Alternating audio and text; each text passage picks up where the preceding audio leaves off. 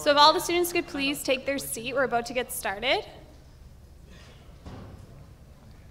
So hello everyone, and welcome to the International Business Panel. My name is Allison, and I will be your moderator for today's session.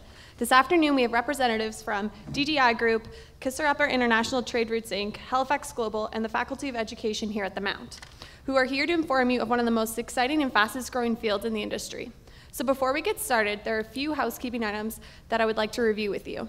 In case of emergency, please evacuate through the nearest fire exit. Please turn off or mute your cell phones for the remainder of the session. Please close your laptops. We kindly ask that you remain seated throughout the entire session. Please postpone all questions until the end of the panel discussion, as we have an open Q&A period at the end. And finally, as many of you know, this is a Learning Passport event. In order to keep things efficient, we ask that you complete your booklet page before retrieving a stamp at the very end of the session. So we're going to get started with the first question. Can you please tell us about your current position and the organization you work for, and can you describe a typical day at the work? And we will start with Andy. Oh, okay. My name is Andy Manning, and I'm on the Faculty of Education here at Mount St. Vincent University.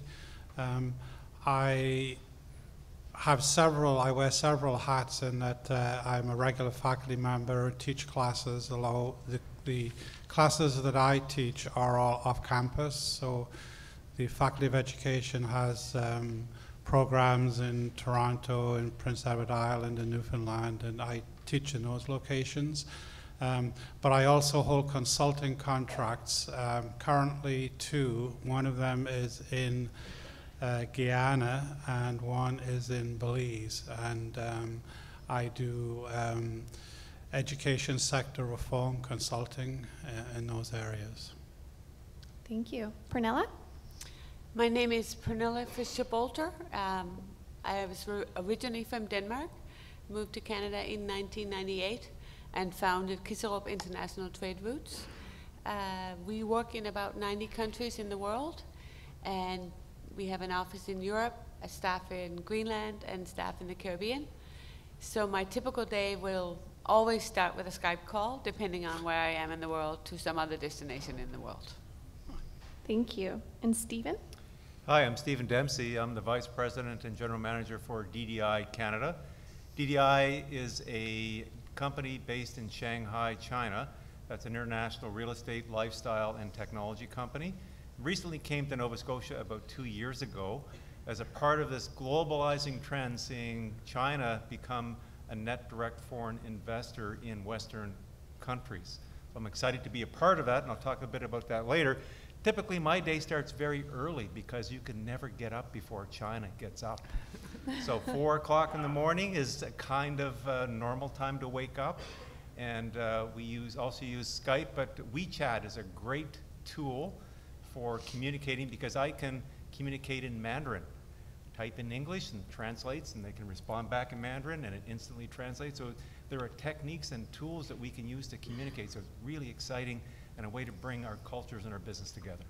Thank you. And finally, Chris. Hi there, my name is Chris Hornberger, and I'm a partner in a management consulting firm called Halifax Global Inc. We're obviously located here in Halifax.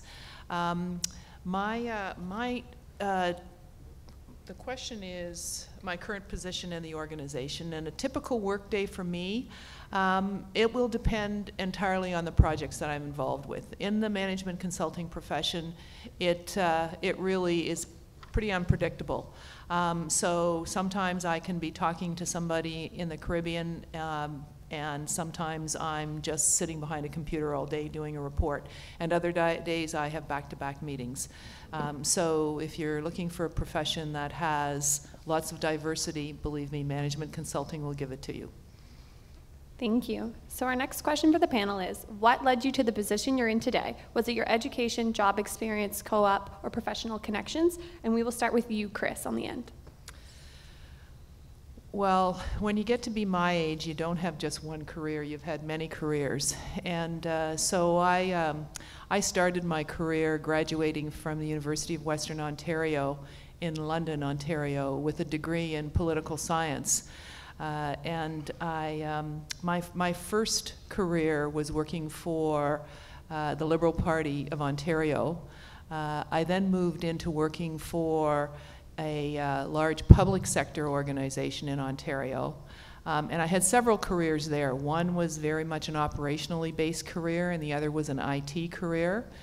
And when I left there, I moved here to Nova Scotia, and I had various jobs, including one that was vice president of operations for an international, or sorry, an IT, a health IT company. But during that time, I also lived in the U.S. for a few years and worked for a health management organization. And after the bubble burst, the IT bubble burst in the early 2000s, I decided it was time to go out on my own. And so I ended up with forming a company with a couple of partners, and here we are 12 years later. Thank you. Stephen? So for me, I guess the story is, it's called connecting the dots. And so when you think about the story I'm going to tell you, it's kind of hard to see the connection, but it all actually fits together. And that'd be my sort of advice to you as you start to build your careers. Never forget that the things you're doing will connect to the next thing you do and the next opportunity you have. So for me, I graduated from St. Mary's here in Halifax with commerce. I went on to the University of Ottawa and did my MBA in finance, and I spent about 20 years working in international finance, projects all over the world. I then came back to Halifax and headed up the Greater Halifax Partnership, so the economic development group for the city. Got to know everybody, all the projects, everything that was going on, and then decided that I had enough of that after 10 years and wanted to monetize sort of what that network was. I felt real estate was the best way to do that, so I got out and got my commercial real estate license and started off learning a new business in a new environment. And then I came across this opportunity with DDI, and my experience leading the financing project for the Three Gorges hydro dam in China back about 20 years ago actually sealed the deal for me to be the best person they could be working with, because that project had such positive stigma in China. It was the largest project in the world at the time at $25 billion, and it was the project that represented China's industrialization, their move to an urban-based economy. And I think there is still great affinity for that project, and so that really helped me. So I connected my dots from my financing experience, from my real estate experience, from my economic development experience, all together to make it work for me here. So keep connecting your dots. Thank you. And Pernille? I went to Copenhagen School of Business and took a master's degree. I ran an American IT company in Europe, and in 1998 I moved to Canada and thought I should do IT. And there wasn't a job I could get in IT because nobody needed anybody who had experience in Europe. Nobody needed another one with a master's, and it was hard for me to find a job. So culturally, because I was from the North Sea, and Nova Scotia was starting to develop in oil and gas and fisheries, more into partnerships in the North Sea, and I spoke the northern languages, a great entrepreneur in this province hired me to facilitate partnerships in fisheries, which I knew nothing about. My best education ever was 2 weeks on a scout tracker out of Lunenburg. After that, I took a project management course at St. Mary's, and I took what's called the Forum for International Trade Training, Certified International Trade Professional, and that and my business diploma is what is being sought most in the world when I've been asked to submit papers as proof or diplomas to qualify for projects. Thank you. And finally, Andy. Mine's a little more singular than that. I haven't had a variety of experiences. I'm an educator and always have been. I taught school in Ontario for 9 years before I did my PhD at the University of Ottawa. And when I completed that, I came here to Mount St. Vincent University, and that was in the 80s, and I've been here ever since. I've been chair of the education department, which is now a faculty for several years, and have taught pretty well all over the world for Mount St. Vincent. Thank you. What interests you about working in the area of international business? What key skills do you have that help make you successful? And how about we start with you, Stephen? Okay, I'm just going to get my notes.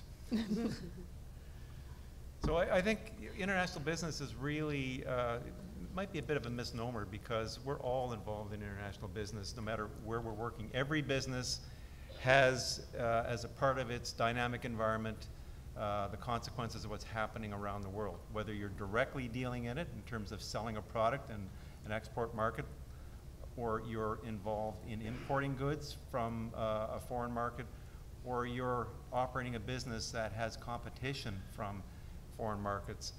There's no way to isolate that. In today's globalized economy, it is one large market, notwithstanding the fact that we do have still some trade barriers around.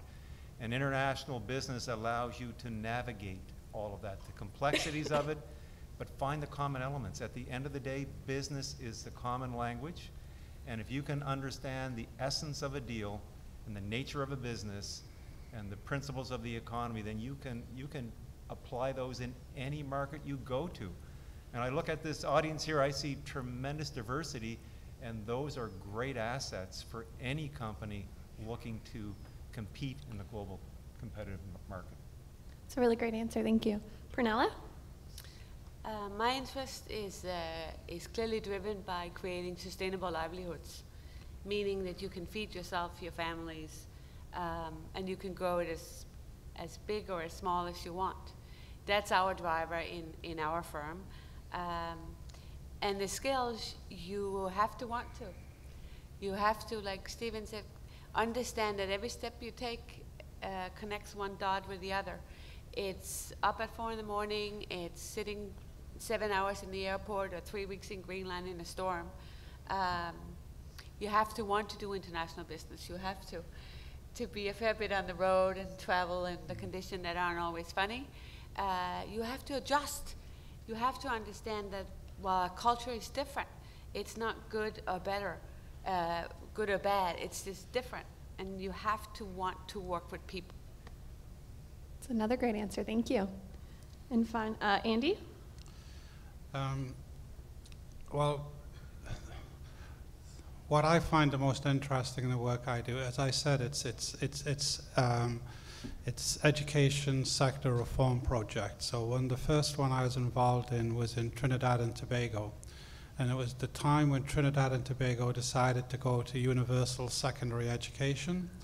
So prior to that time, when you were 11 in Trinidad and Tobago, you sat an exam called secondary,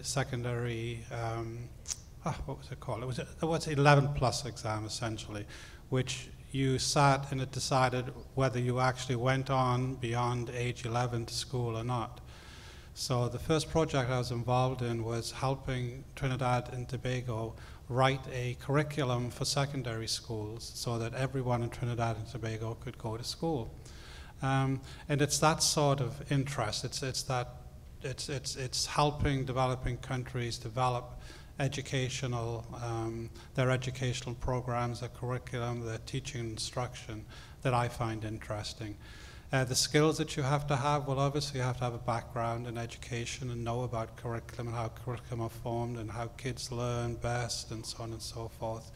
But it's also the intangibles. You have to be able to network, you have to be able to talk to people, you have to understand that you are there as a consultant and you can't just parachute in ideas. They have to be worked into and sensitive to the cultural values of where you're working. So it's those sort of skills I think that you need. Thank you. And finally, Chris. Well, for me, it comes down to people.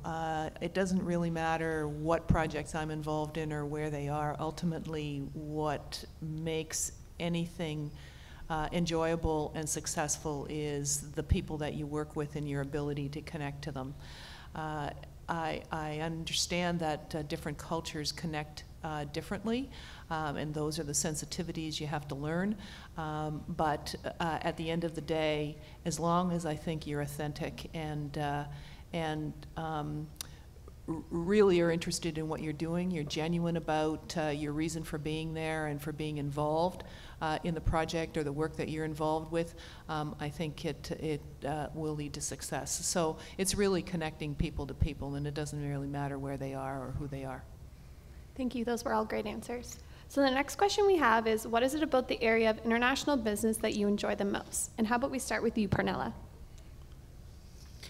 It's people again. It's if you look at the auditorium here, I can learn so much from a lot of you, because I don't know your country, I don't know your cultures, I don't know your backgrounds. And my job every day allows me to learn something new. And that's what drives me, that's what I thrive on. I'm sure you would have experienced some of the same in the accounting session before this.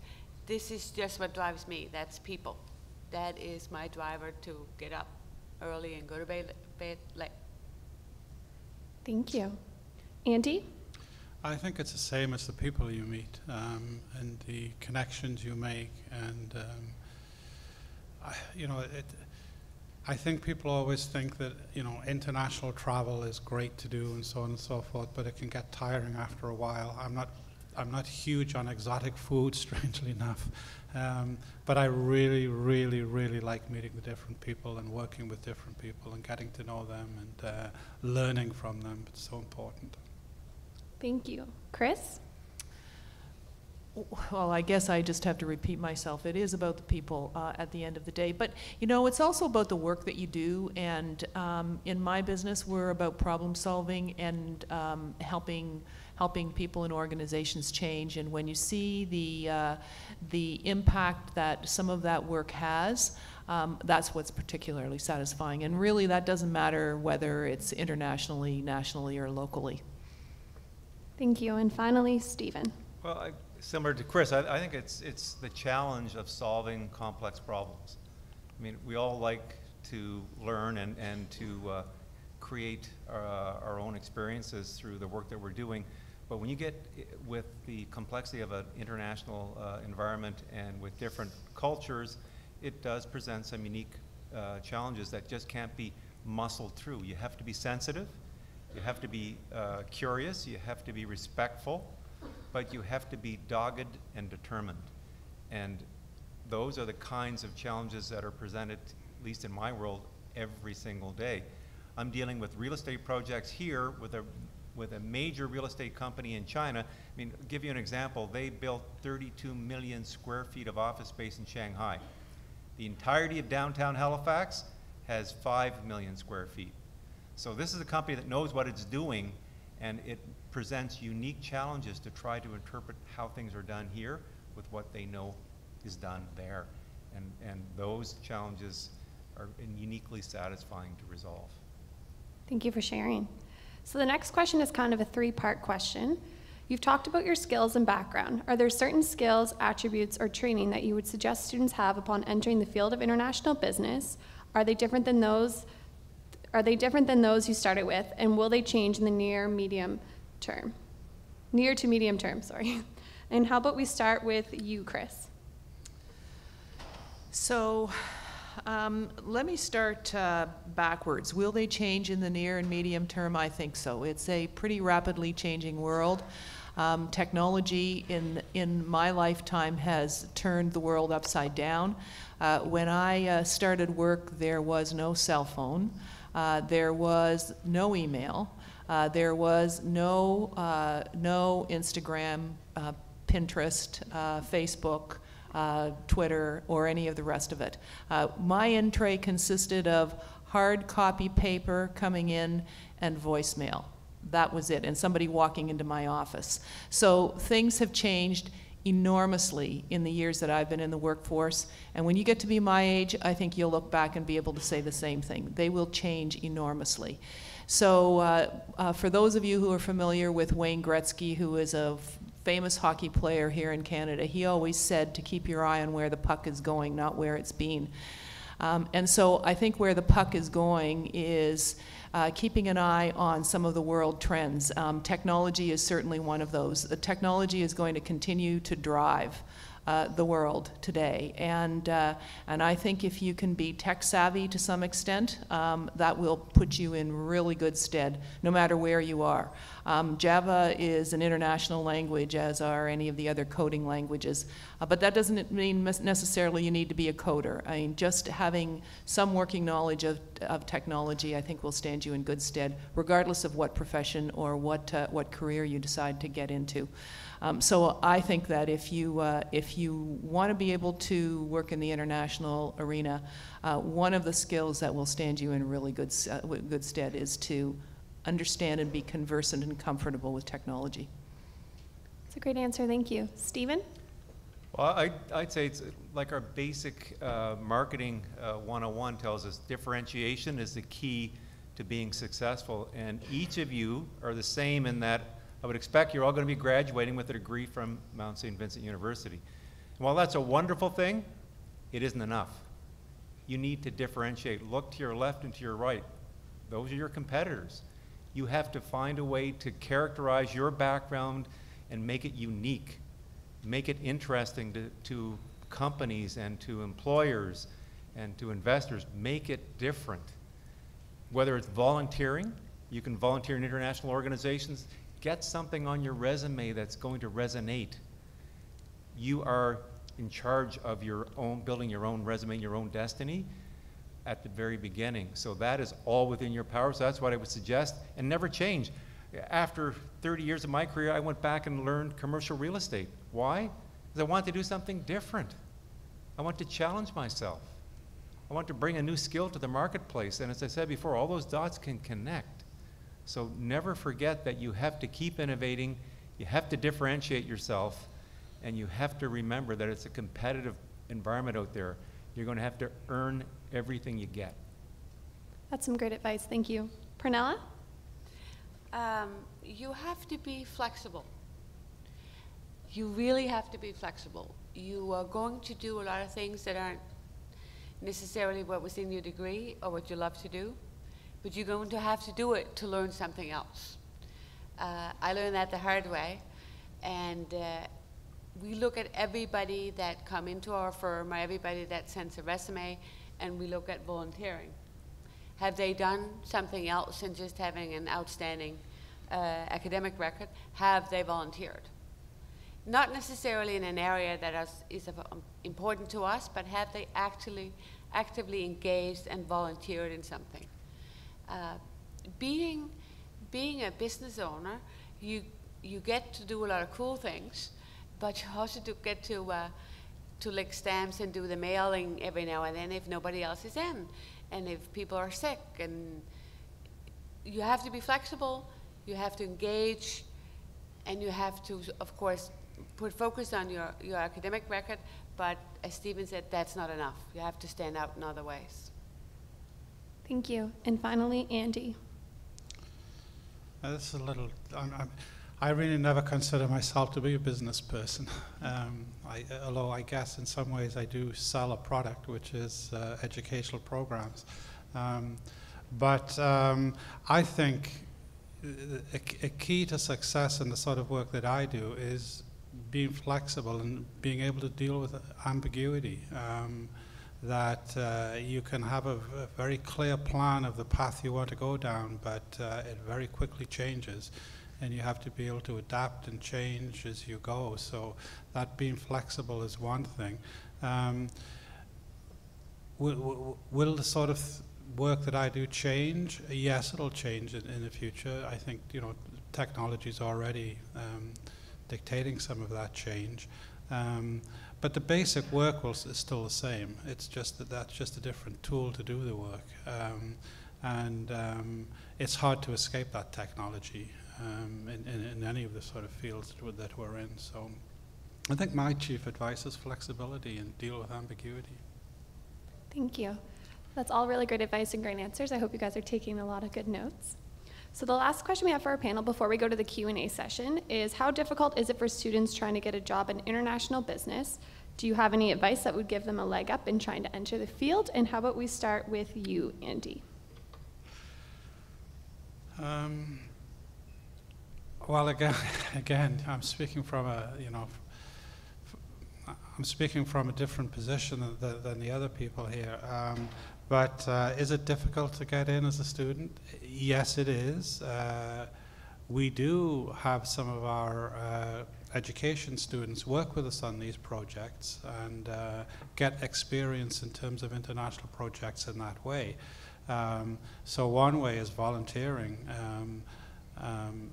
and finding out what projects are going on. We source our projects through, most of the projects we're involved in are funded by one of the development banks, so the IADB or the Caribbean Development Bank or the World Bank, and if you go to those bank sources, there are all kinds of contracts coming up looking for consultants for this, that, and the other, and it's matching your background to those particular contracts which are coming out. But getting a leg up really is, from the position you're in now, is volunteering on projects which are already going on and being associated with successful projects in that way. Thank you. Pernille? Number one, tailor your CV. We get so many CVs that are just general. Oh, I love to travel. I like to work with your company. Then we get one saying, it's a funny name. I know someone who has been to your hometown that your company name is named after. They go over in the pile we call back, right? So do a little research on whoever, even if you send 80 or you send 180, tailor each 180 CVs. It will give you a leg up. And then the world today is not who you know, in my opinion. It's who you have helped. And goes back to the dots. Stand out, do some of those things. Show me that you care about working in my company, not just a company. That's the biggest one I can give you. That's great, thank you. Stephen? Following on that, you got to find something, again, comes back to that differentiation comment. Find a specialty, and for me it was back when tax reform was a big issue in North America, especially in the US, and they created a structure called leverage leasing, which allowed the transfer of write-off of capital credits from people who owned assets to people who had income. Anyway, without going into all the detail of that, it was a very unique opening and an opportunity, and I got immersed in it, and I learned everything I could about it, and I got involved in financings on it, and I built a career on it. It didn't mean that that's all I did, but it got me in the door. You've got to get in the door. You have to find something that is a door opener.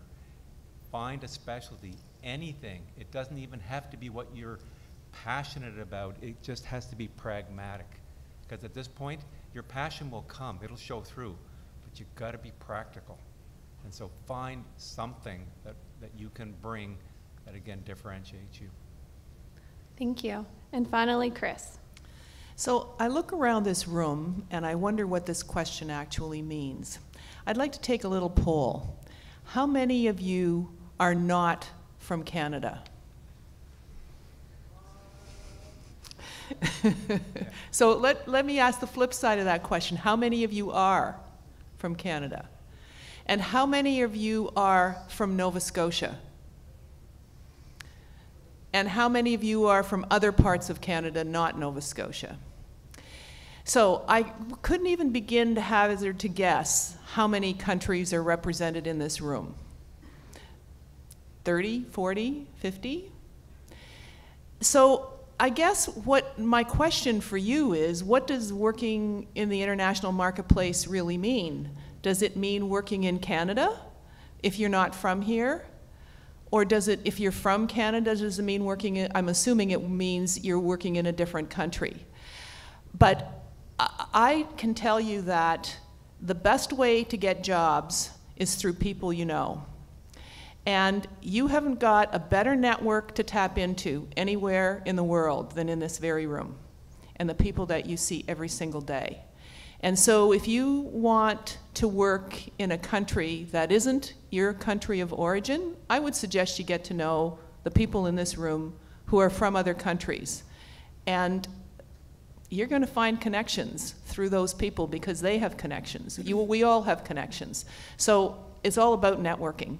And so I think this is where you start. Before you leave your education here, you should have tapped into your network here and identified opportunities in some of the countries that you want to work in through your colleagues in this room. That's some really great advice. So we have quite a bit of time now for some questions for our panelists. So if you have a question, could you please raise your hand? We do have a microphone. Okay.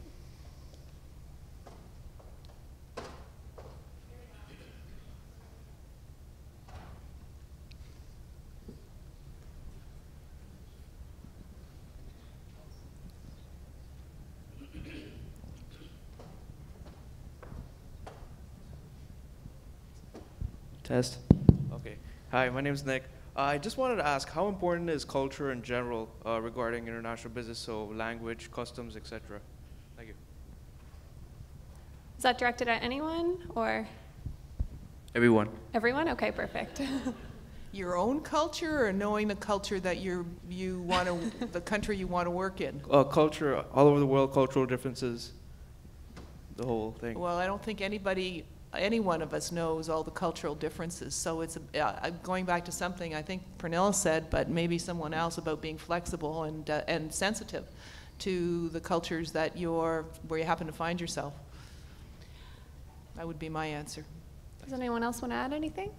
Yeah, go ahead. It's a really good question.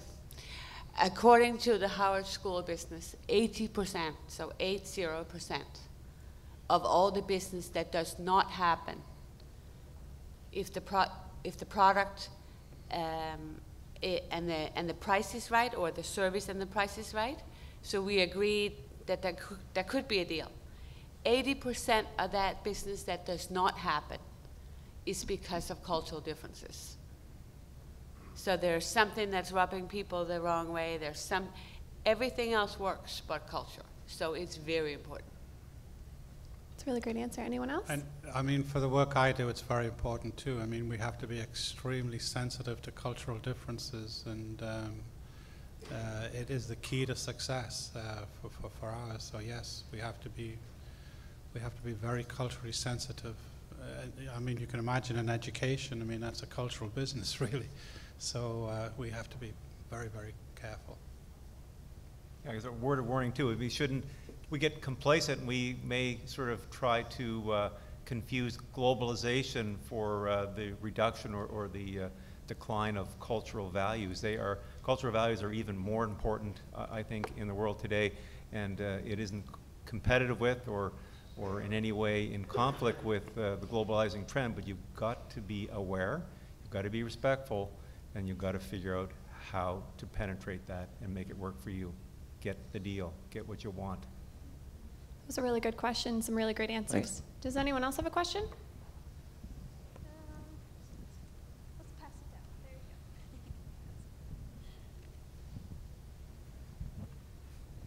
go. Hello, everyone.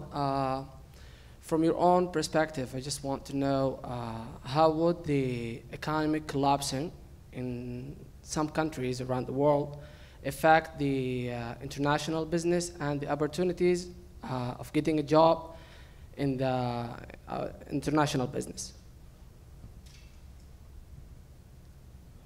Anyone? Is that directed at all of them? All of them, yes. Okay. Anyone like to start? So I think a comment I'd make is, like most things in life, timing is really, really important. And so if you're going to try to launch your career when the global economy is on a downturn, that's tough, right? That's tough, but it doesn't mean it's impossible. Economic down cycles present unique opportunities. You just have to be able to go in and understand what they are, and then manage and set realistic expectations.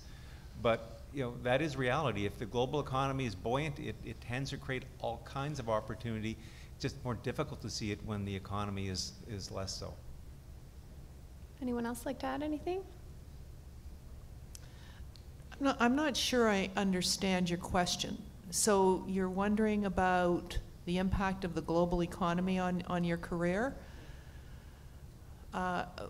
Well, I think Stephen is right. It becomes more challenging when the economy isn't as buoyant as when it is.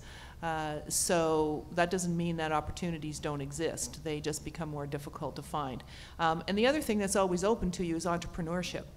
So regardless of what a global economy presents, there are always opportunities to start your own business in some way, shape, or form, whether it's in your home country or whether it's somewhere else.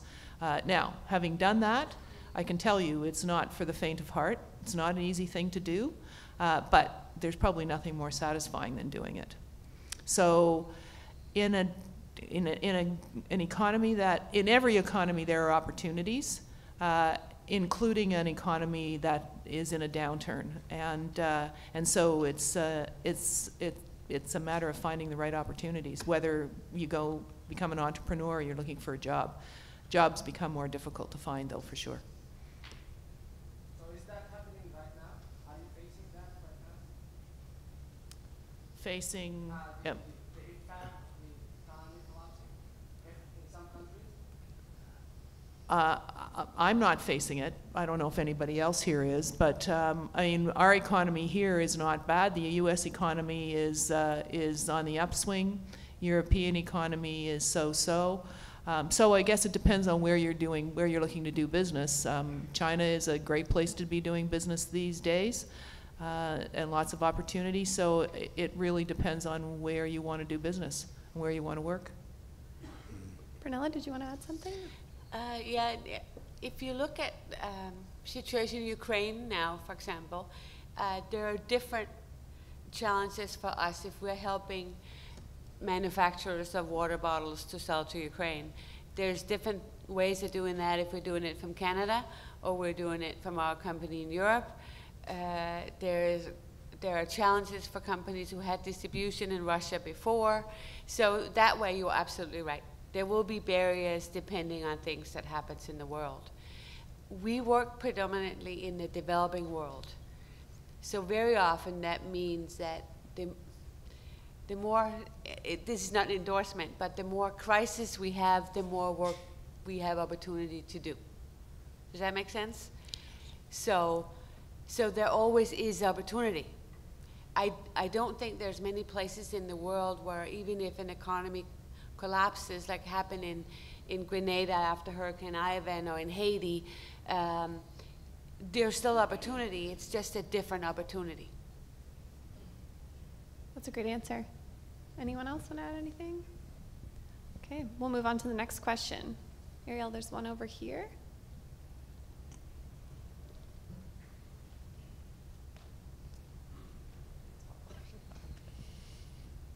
Hi. I just had a question. It's directed to Chris, but feel free, anyone else, if you have something to add. And the reason it's directed to you, Chris, is for the management consulting business that you run. What experience or part of your educational background do you attribute to the most, has benefited you the most in your practice? I think my management skills that I learned being an operational manager, because it's working in a large organization. I think that everybody's career should include working in both a small and a large organization. The differences are that in a large organization you learn how organizational behavior works, how organizations are structured, how decisions are made, how business deals are done, how collaborations work, how customers are serviced, and because large organizations have those kinds of structures, it's a great place to learn. And early in your career, if you can find a place that allows you or that provides some kind of training and mentoring, it's a great way to learn how to break the rules, because when you get into small organizations, they break all the rules because they don't have the money, the time, the energy to commit to structure. They just need to get their work done. And so if you don't understand how structure actually works or organizational behavior actually works, then you kind of do things by the seat of your pants, and sometimes that doesn't work very well. But if you do understand it, you can understand which rules you're breaking and consciously make that decision. So I would say that my management experience prior to becoming a management consultant is probably what has stood me in probably the best stead.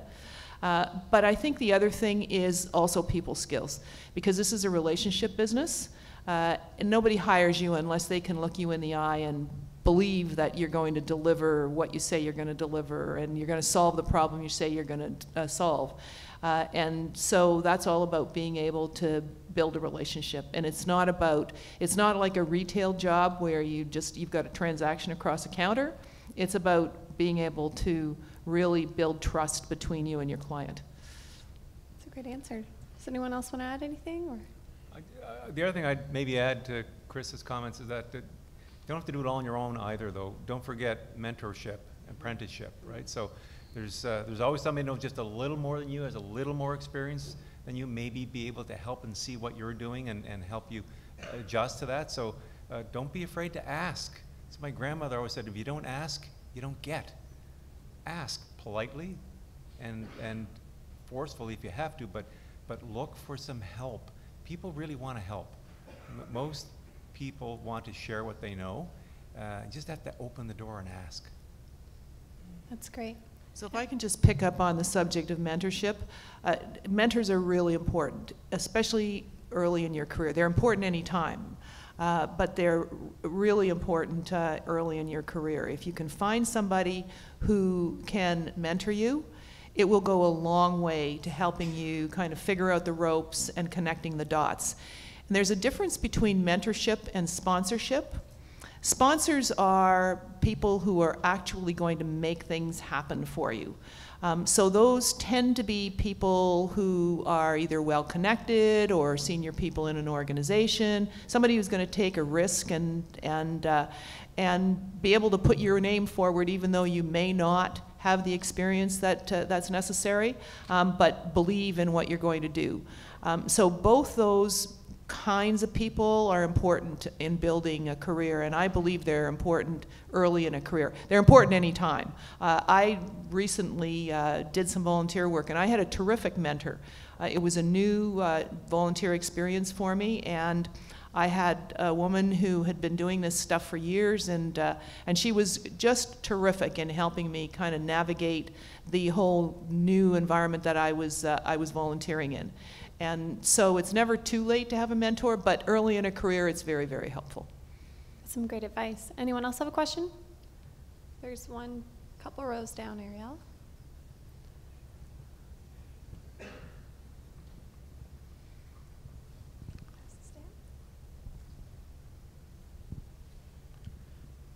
My question is actually directed to Chris, but also to the whole panelist. What is your view of Expo 2020 in Dubai? Sorry, And say that again? What is your view of Expo 2020 in Dubai, and what would Canada have to do to position itself for an expo? I don't think I'm qualified to answer that question at all. I really don't know enough about Expo 2020 in Dubai. But if somebody else on the panel does, I'd be happy to defer. No idea. I've been to Dubai. Is it a World Expo? Well, I mean, and you're thinking about that from a career perspective?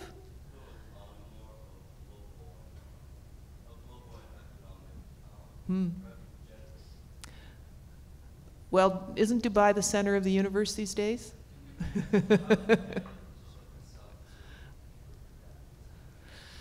How can Canada position itself?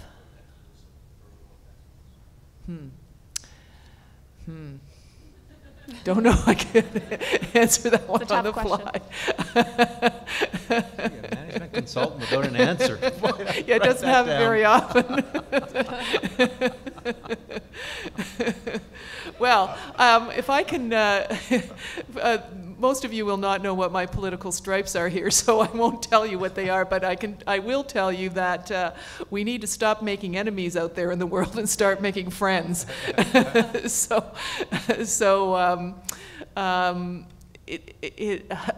think for Canada to take advantage of any of the opportunities, whether it's Expo 2020 or the CETA agreement in Europe or any of the other trade agreements that we're negotiating, I think our businesses, our business leaders, and our small and large business need to figure out how they can just best position themselves to be exporting into those markets, and to be able to participate in a World Trade Fair, if I can call Expo 2020 a trade fair, then I think, but you know, when you're in business, going to one of those things is really expensive, and you need to understand for yourself whether there is value added and whether you're prepared to put the effort into the follow-up, which is what's required after any trade fair, but particularly one where you're going to be making those international connections.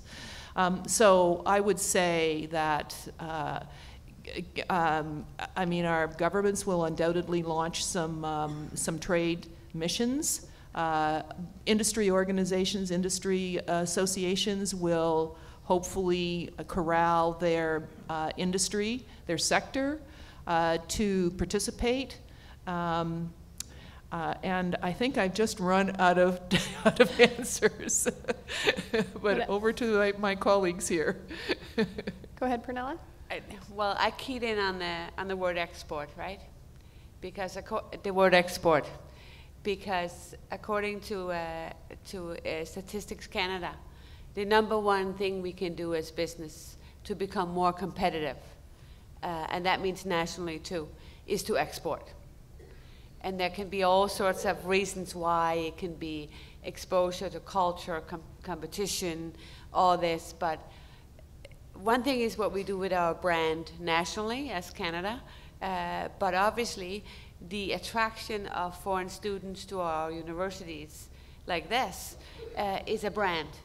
And having that good brand, with that, hopefully some of you will stay. Some of you will join all of our businesses. Some of you will start your own businesses. And having someone here who may have previously lived in Dubai or have contacts in Dubai, that can be beneficial for all of our SME community or even our larger community of businesses in Nova Scotia. So if we can isolate it to export, but not necessarily just to 2020, that's the answer I will give you. Thank you. Anyone else have a question for our panel? Does someone, oh, you do? Okay. Just down here, yeah.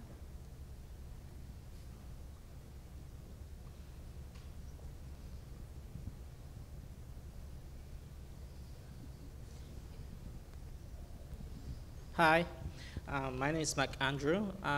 My question is, do you think, for example, because I'm from a different country, do you think I have an advantage for me to go into your business that I know like 5 different languages, or is language differential be an advantage for me to go to your business, or does it matter? It doesn't matter if you speak English, French, or Spanish. Does it matter to you guys, or it really doesn't matter? And the second question is, where can you go to find like a mentorship or like to be in, what's the other word? To like internship, yeah. Where can you go, like what website can you go, or who can you talk to so you can be into your business and do like a mentorship or international business, like something like that? Because my minor is marketing. One day I want to be like in the international business. I love traveling. I love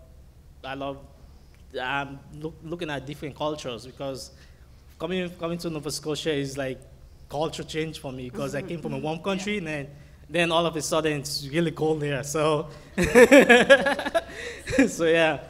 So I'm just going to repeat his... So what you're saying is you don't want to be here in the winter. Is that what you're saying? Exactly, yeah. Like, these 2 questions, like, one is language differential important to you guys? And 2, culture-wise, is it like, what do you guys look for? So... Do you guys get both those It questions? doesn't matter. It's anyone can ask the question. Yeah. Again, super question relating to my business. We speak 9 different languages in my office, and a couple of the people we have employed are employed because they have good skills too, but mainly because they're from a totally different culture. So cultural language, absolutely.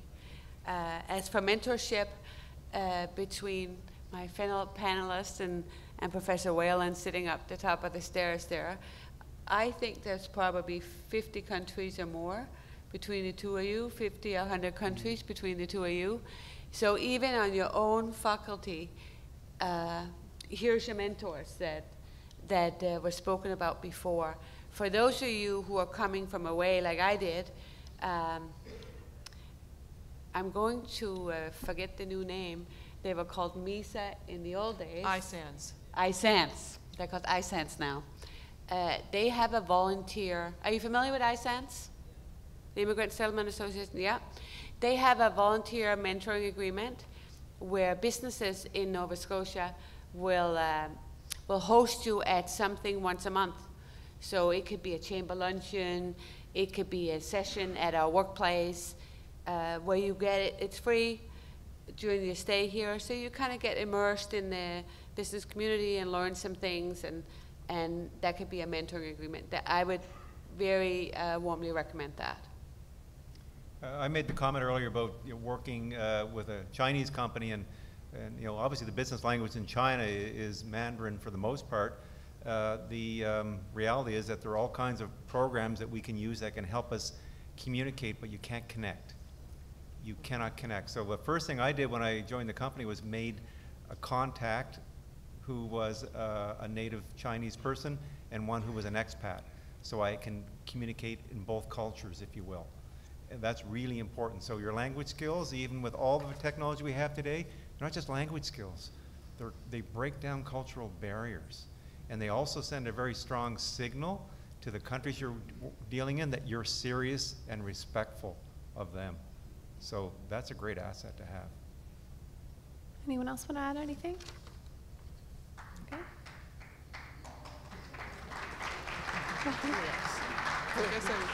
We weren't actually done, but we can give them a round of applause if you guys want so far.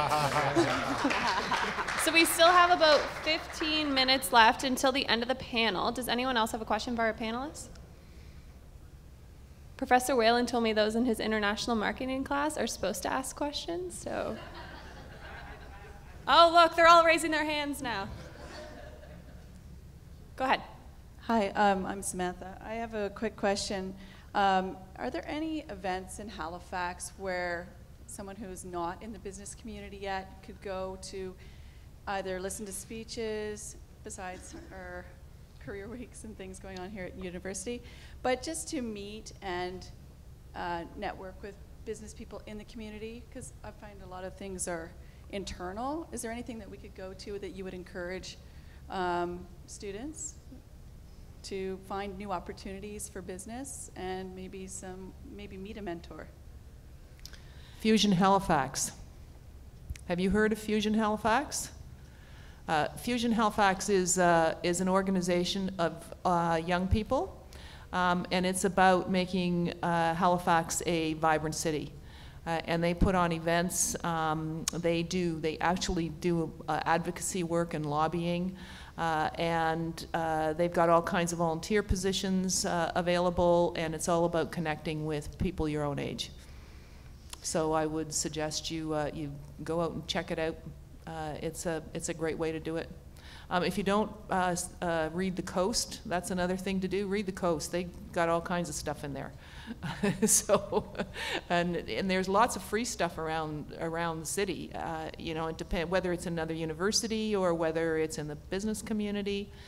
There's lots of free stuff. The other thing that you might want to take a look at is the Greater Halifax Partnership Connector Program. That's the organization that Stephen used to work for, where he was the CEO, and they've got a program that's called the Connector Program, and what it does is connect newcomers to Nova Scotia and to Halifax with people in the business community.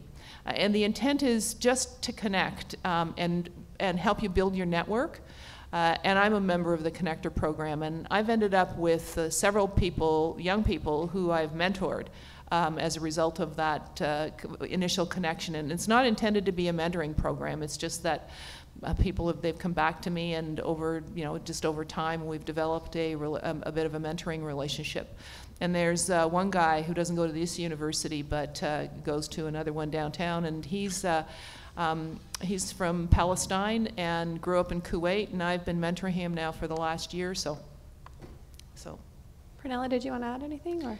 Are you familiar with NSBI, Nova Scotia Business Inc.? Mm-hmm. So NSBI, I can't remember their website, nsbi.ns.ca? NSBI, Nova Scotia Business Inc., it's the economic development arm of the government in Nova Scotia. And they have a trade site on their website, and it's called Doing Business In. These are sessions that will happen mainly in Halifax, where businesses are coming to learn about Dubai 2020, or there's a trade mission going to India, or there's a trade mission going to Trinidad and Tobago. Those are free sessions for you to go to. They are normally like an hour and a half. You could meet your future employer there. And you will see and hear the questions that the business community are asking. So hopefully those are some of the things that will resonate with you, and maybe you can even answer some of these questions and look like stars. That's great. Anyone else have a question? Up there at the top, Ariel.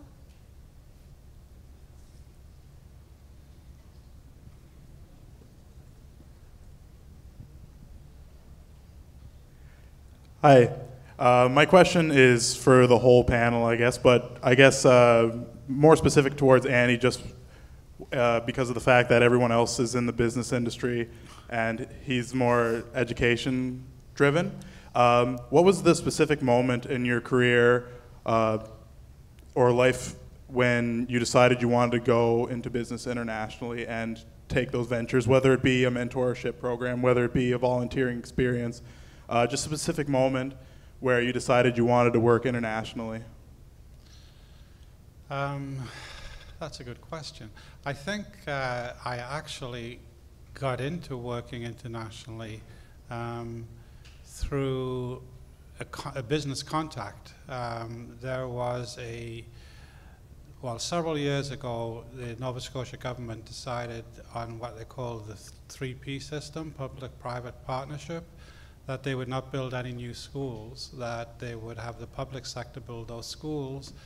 And part of what they wanted those private companies to do was then take that idea, export it, and build schools elsewhere. So I was approached by one of those companies to work with them on a project they were trying to get started in Trinidad. And they were going to build a school in Trinidad, so they needed some education consultants for that. And I said I would work with them on that.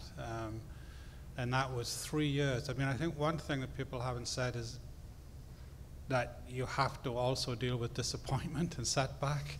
And, for example, I would say of the proposals I write for international consulting work, you probably get about 1 in 5 or 1 in 6, but anyway, this company actually got the contract, built the school. We were supposed to do the professional development of the teachers in the school, but they ran out of money before they got to that part of it, so we didn't get anything out of it. But that's really what got me started, and as I said, one of my first projects was in Trinidad and Tobago, working for the government there, so that's how I got into it. Thank you. Else? No one else wants to add anything? All right, so we have time for one more question from the audience. Does anyone want to take over the last question? Okay. All right, so could you please give a round of applause for our lovely panelists?